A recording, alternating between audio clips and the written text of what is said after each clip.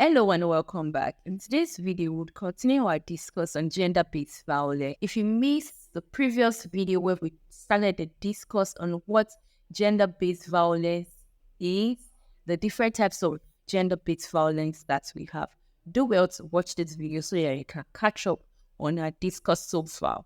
In today's video, we'll be discussing another type of gender-based violence, which is sexual-based violence. Sexual-based violence is a topic that is so rampant and is well spoken about often, yet it has continued in the society and it has continued and not stopped.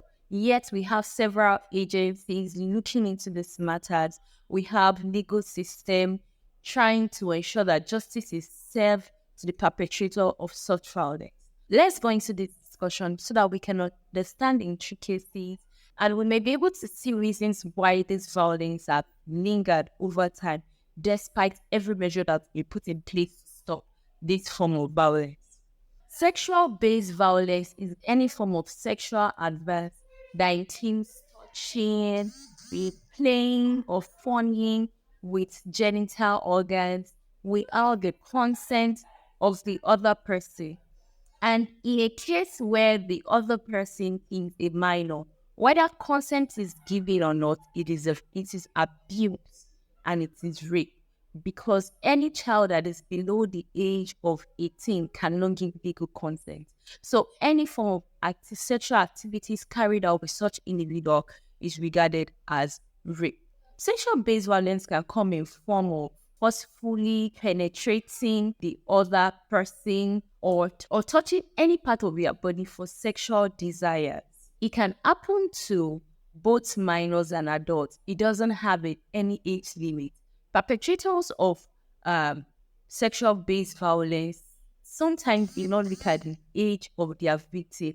All they care about is that they get the sexual pleasures that they desire. We've had several cases and several scenarios of sexual-based violence, and then people tend to trivialize the case. Penetration has not really happened. Then sexual-based violence has not really.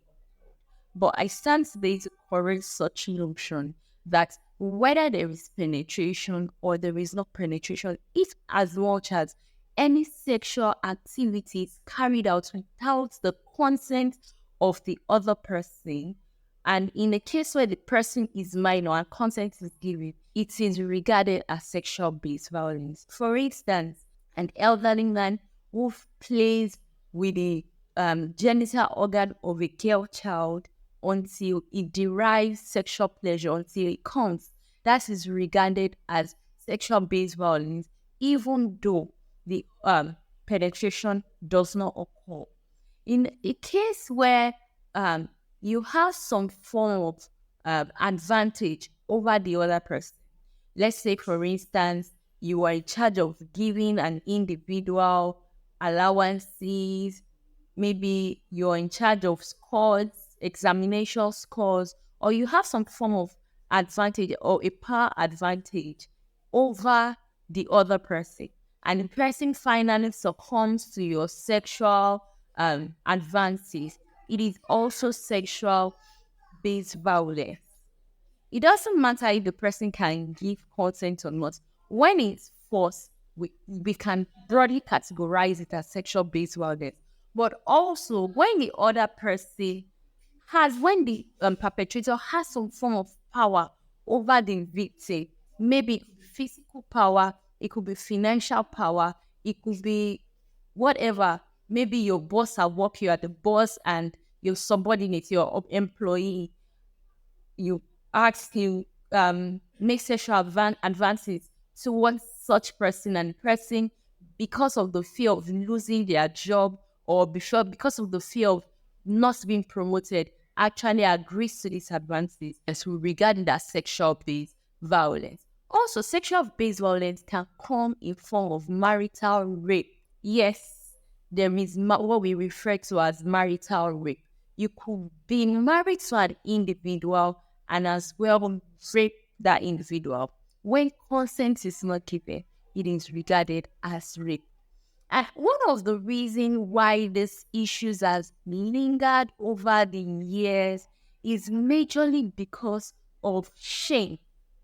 The victim is usually afraid of being shamed, afraid of being stereotyped, afraid of being seen as that girl, as that boy who has been raped when the issue of um, reporting comes up. The victim is ashamed of being labeled that person that is being raped, that girl that has been raped, that boy that has been raped, because of the shame that comes with the issue of rape, which should not be so. Ordinarily, when people carry out some form of injustice towards the other person, it is the person who carry out that form of injustice, that is the perpetrator of the crime, that should be shamed. Rather, the reverse is the case because of the society we found ourselves. So the victims tend to keep to themselves and keep such abuse to themselves for as long as possible. And we know that when issues like this are not being resolved, it leads to further problem in the future. The victim may become very rigid when it comes to sex and never enjoy sex. And sometimes they may even be so scared that when they are married or they are in position where it is right for them to have sex, they may not be able to have sex because they've been sexually molested, because they've been sexually abused before. And these are the things that we must ensure that we never do when cases of sexual-based violence or gender-based violence in general is being reported. Let us ensure that we do not shame the victim. Shaming the victim as being the reason why victims never come up with their stories, and perpetrator knows that victim would not come up with their stories, so they continue to carry out that evil act over and over again.